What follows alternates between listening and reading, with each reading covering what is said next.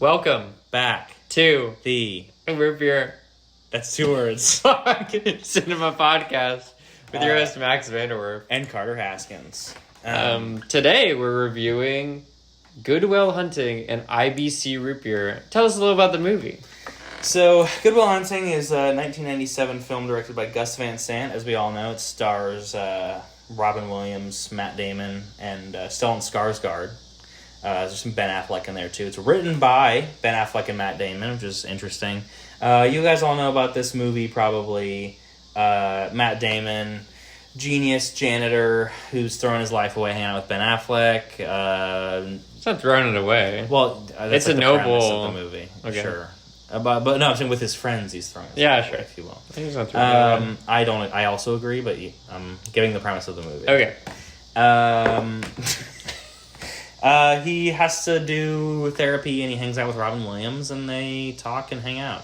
It's a great flick. I don't think that, because you don't know my review yet, but I'm saying it's known as a great flick, is what I meant. Yeah. Nominated for a ton of stuff. It won Best Supporting Actor for Robin Williams and Best Original Screenplay for Affleck and Damon. Should have won Best Original Song for Elliott Smith. Okay. Great. Classic film. I had never seen it, and Max has seen it at least 10 times. Okay. At least 10 times. Yeah, I'd never seen it. I'm a big Van Sant guy, and I'd been putting this one off. Yeah. My parents said, how about them apples, almost daily in my childhood. Yeah. And I heard it was from this movie at one point, and it didn't make me want to watch it anymore. But then I finally saw it today, so... Yeah, I'm going to put a few biases out there. Obviously, you're talking about Good Will Hunting. I've seen it tens of trillions of times. I grew up in Massachusetts. I feel like you kind of got to see it when you're growing up. I had also seen it fairly recently to another friend who didn't really know much about it. Carter has a little biases against Robin Williams. Do you want to share that? Yes, I do. My bad. I forgot about that. I strongly dislike Robin Williams. Which is crazy. His face, his voice, his acting, everything about him. I disagree with. Well, of course. I don't care for him or his work. And I'll get into it in my review. Yeah. And Max will now tell you about the root beer. Yeah, so our root beer today is IBC Root Beer. My biases with this was my childhood root beer. This was my dad's favorite root beer. This is what I grew up on. So this taste rings familiar to my tongue. I've never had it. Yeah, a little history on it. So we're doing sort of like both the movie and the root beer are familiar to you and new to me. Yeah, so I'm sharing a little with our close friend, Mr. Haskins. This is over 100 years old, this recipe. Even though they updated it in 2016, so it's a different recipe. A little history of it that we just found out that I didn't know. It's from St. Louis, Missouri, and it was started by the Independent Breweries Company. And then in the 30s, Northwestern Bottling Company and National Bottling Company got it until the mid-70s. Then Taylor Beverages for 4 years. Then the 7-Up Company bought it for 6 years. Then Dr. Pepper bought the 7-Up Company and had it for 9 years. And then Cadbury Schweppes, yes, Schweppes the ginger ale, and Cadbury the eggs, had it for another 13 years. Then Dr. Pepper and Snapple Group kind of ran in, had it for another 10 years. Dr. Pepper owns it. I love Dr. Pepper, a little other biases. And they're co-run by Keurig, the coffee people. Quite a story. Yeah, very interesting. Mid-2016, they changed from high fructose corn syrup to cane sugar. Okay. This is so much passed around. It's been passed around. It's seen some things. So, tell us about where we got it, how much. Yeah, so nutrition facts. I think let's get into the nutrition facts later. Okay. But I will say this was tied with our cheapest root beer purchase of the trip, $1.39 for 12 fluid ounces. Wow. Which is nice. The same price as Dr. Brown's, which is a can. Which is less ounces. No, it was 12. Oh, it was? Yeah, but I don't believe in that. That's propaganda. Maybe. I love those Hawaiian cans with the ridges. I do love those as Those well. are good. I saw you had one of those in the fridge. I do. I almost drank one. Hawaiian Sun. Anyways, let's get into it. Let's pop open this baby beer. Yeah.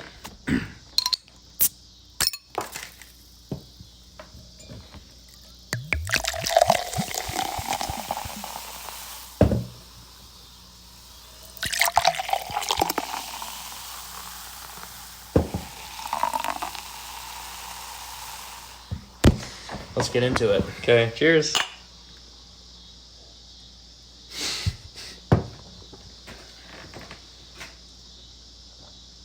What you laughing at? It's good. You laughed before you even sipped it. Well, because it brings back memories. Oh, okay. The smell is spoken. Okay, so Good Will Hunting. I guess I'll start. Love this movie. Seen it many times. I think it really is just like kind of that perfect indie, lower on the budget totem pole movie from the late 90s. You know, it kind of strikes all the boxes. Interesting characters, interesting premise. You learn something. You might even cry. I've cried a few times during the movie, but not on this rewatch. It got people Oscars. It started people's careers.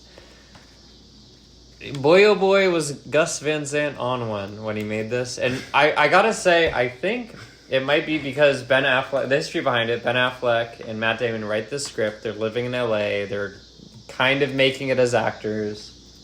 But this is we want to go back to our home and we want to make a movie that'll really, you know, push us forward in the Hollywood sphere. And so they find Gus Van Sant. They're a huge fan of his work. And I think the movie is just so well done because Gus Van Sant is owing so much to these guys. Like, he likes them, he wants to support them, and he's really pulling out all the stops. Yeah, I agree. Yeah. This is my first time. We watched this, by the way, on a DVD that Max owns. Quite a nice...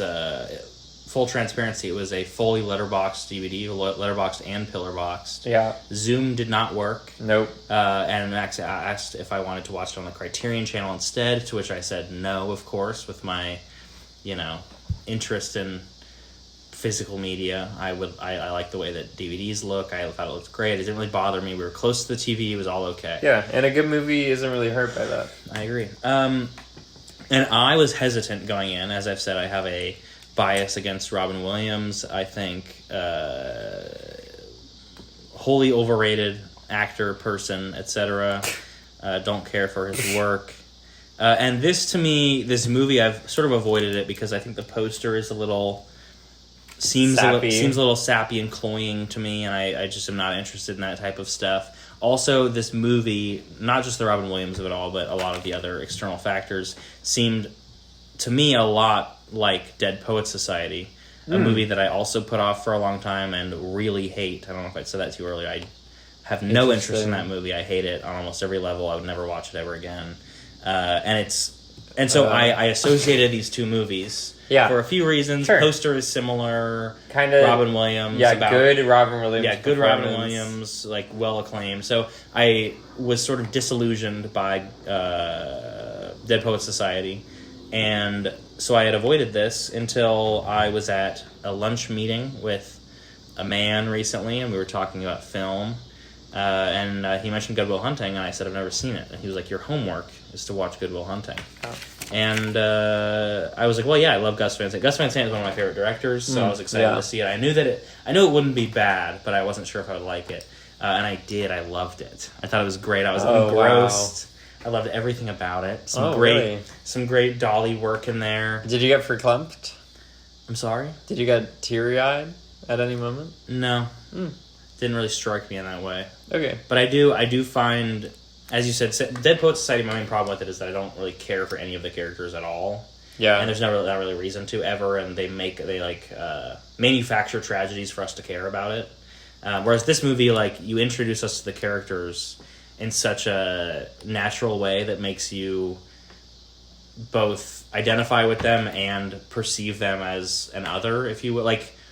Matt Damon is you see him as a janitor at this college, and then you see him at the bar with his friends. And it's oh, okay, this is a person that I can see as someone that isn't me, but also has traits I might have or whatever. Yeah. It's obviously different for everyone. But I was oh, okay, I see that this character is multifaceted, and there's early on there's a few annoying things where it's showing a character as a genius can be kind of annoying when it's he's just drawing a guy, being drawing with chalk and the chalkboard, being oh, this is the equation, or being oh, I like that, being actually, girl, I know stuff about I don't like that stuff, but it didn't really come off that way. It was sort of a more genuine way because it's Gus Van Sant, I think. Yeah. And I think it's just an incredible flick. I love Robin Williams. Didn't bother me at all, which is I told you he's a handsome guy in it, and he looks like a normal man. I like the dynamic between Damon and Williams obviously is incredible. Oh my god. There's some really great moments, great camera setups. I love during Robin Williams' monologue about Matt Damon, and they're on the bench in the park Boston towards Commons. the beginning of the movie. And we get a slow dolly, maybe pull back from... No, just the dolly. Oh yeah, just a dolly, just curve track, dolly telephoto right, lens, and it slowly reveals Matt Damon's face as he's saying this to him, because while he's speaking, we're imagining how Matt Damon might take this, given his reactions to almost every other sort of therapizing that's gone on in the movie prior, and to see that it's affected him. It's a great reveal, and it happens amidst the monologue, and I think that's an incredible way to go about doing that reveal, and it really struck me. And I like the architecture. I like there's a very fleeting scene where it's pouring rain and it just looks incredible. Oh yeah, it looks like Carlito's Way. It's just I really don't have any qualms with this movie. Also, the plot, which I think if most other people made this movie, I would not really be interested. But it just like I was locked in. Yeah, I mean, it really it sets up. It's such a good script. You know, it is for a great two script. guys, and for a young Damon and Affleck to write that I just can't even. Yeah, it's so lived. No wonder they're as big as they are now. Yeah, I mean they're also like buddies. You can see that Casey Affleck's in the movie. Like the camaraderie's already there, but I know Gus Van Sant put that extra effort into just increasing that to the next level. Yeah, because you can tell they're all friends. You can tell that the Affleck and Casey are brothers. You can tell all this stuff, but then there's also this great... Well, also the Stellan and Robin Williams stuff. There's such a background.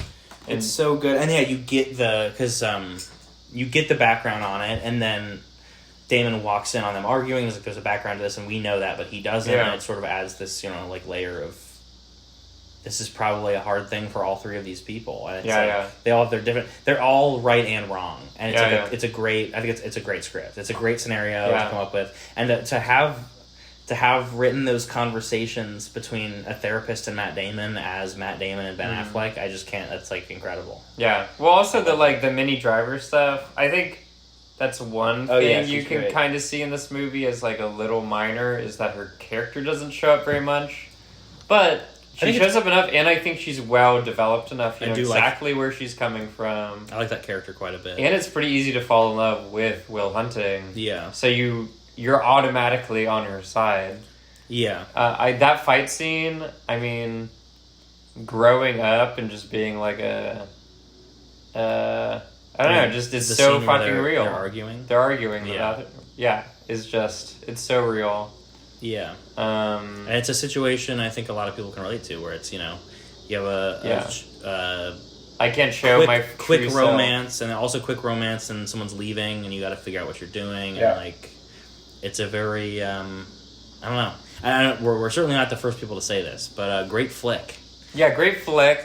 Great flick. I will say, I'll play the where sometimes the movie loses me, just possibly because I've seen it so many times. Once Minnie Driver leaves, the movie meanders a bit. It's kind of slowly ending and all the pieces are coming together. But I would say the last 20-25 minutes of the movie is it's slow, it takes its time. None of the things I'm saying are a bad thing, but it slows. The movie's going so strong and then it slows. I don't agree. Okay, well, maybe I've also seen it a trillion times. I agree. That's probably what it is. Yeah, I would agree. But yeah, no, I loved it a lot. I think it's also interesting. I was thinking early on, I asked Max where this was in Van Sant's career. And it seemed, I had the thought at the time, and it's been confirmed now because I just checked. It seems to be this is where he got going. Because I do quite like Drugstore Cowboy. I like To Die For a decent amount, but they're definitely minor Van Sants to me. Yeah. Where I think Van Sant is his best is in his Jerry Elephant era. Yeah, the Death trilogy. I am a big fan of the Psycho remake. I don't know your thoughts on that. I haven't seen it in a long time. I think I would maybe not like it, but I like I like the actors. And so to see that, and I remember I watched a special feature of the Psycho remake when I watched a Blu-ray of it, and it was quite funny because they were talking about coming 1 year after the release of Good Will Hunting. Comes Psycho by Gus Van Sant, which I think is a very ballsy and respectable move, but also quite a confounding move. Yeah, I think it's, if you wanted to, I also don't think he's really interested in having a career in the way that Good Will Hunting would have launched him into. Well, and then he does Psycho, everyone hates it, so he makes Finding Forrester, which is Good Will Hunting, but about inner city black youth, with Sean Connery, and it's like, okay, you're trying to put lightning back in a bottle with something maybe you shouldn't be talking about, with also Sean Connery, who, coming from someone who loves James Bond, is not Robin Williams. Whoa. Believe it or not as entertaining or attractive as a person to, like, bank your movie on. Have you seen Finding Forrester? No, I have not. I didn't know about this, but that's quite interesting. And then to follow that with Jerry, one of the greatest... Yeah, well, and then he does that, and he's like, maybe I don't want to keep remaking Good Will Hunting.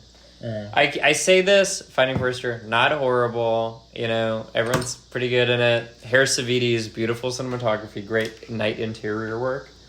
But yeah, then he goes on to Jerry, which is flames. Don't let anyone tell you otherwise. Yeah, I think to go from, and we differ in opinion on Elephant, but I think to go to within 10 years having back-to-back years of Good Will Hunting and Psycho and Jerry and Elephant, I think is something that I don't think can be... Oh, and then Last Days is one of my favorite movies. I have yet to see so that. So he's really gearing up to just perfection by 2005.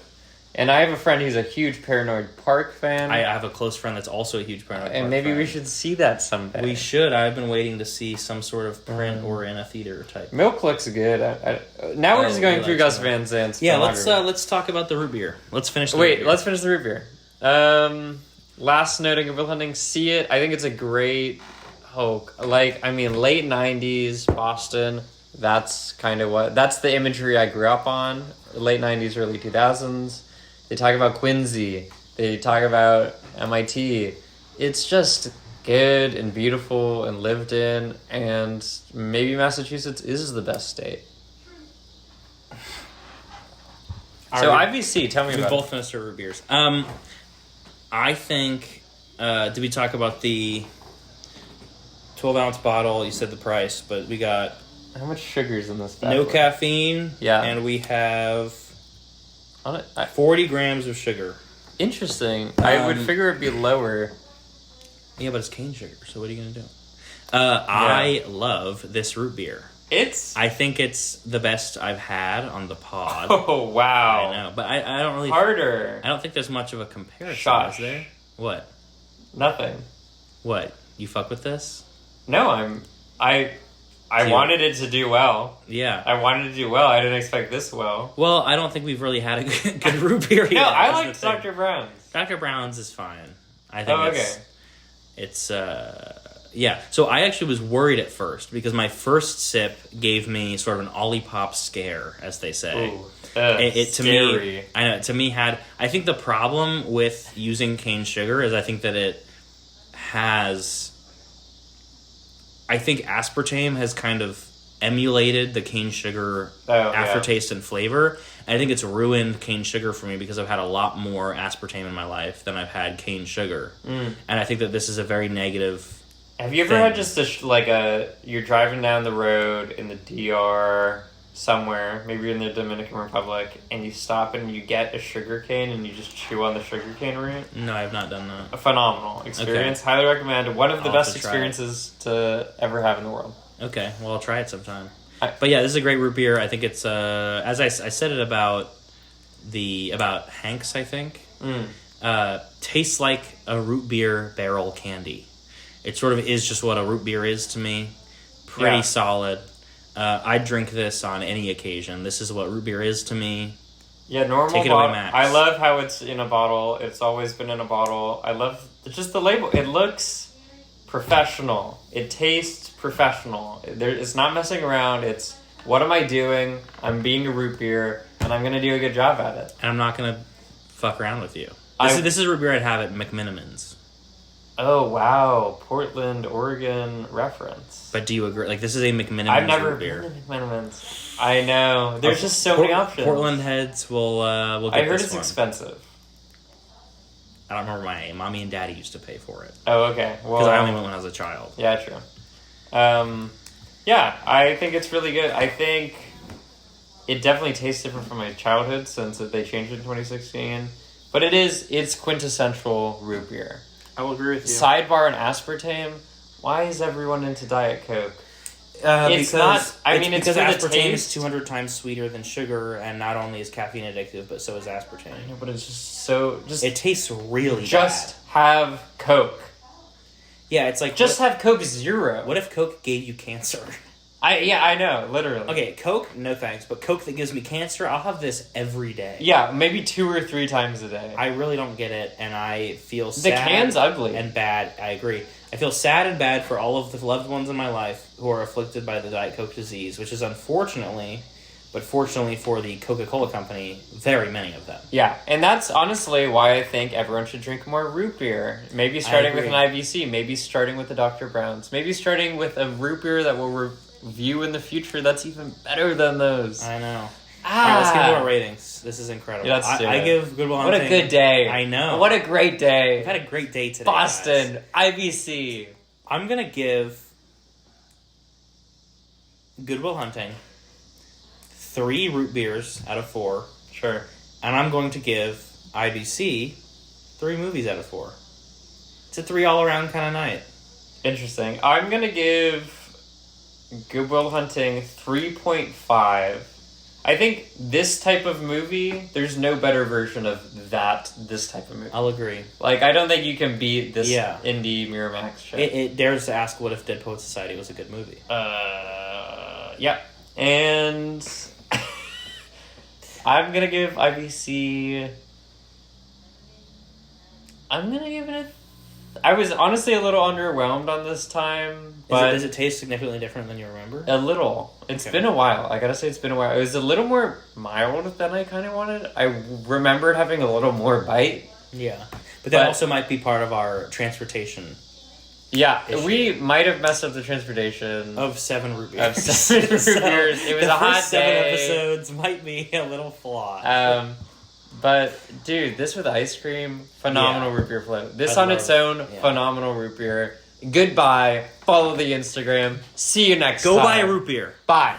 So, listening back to the footage, it turns out Carter cut me off and I never actually gave my IBC rating. I'm going to give it a 3 out of 4. 3 out of 4. Do with that as you will.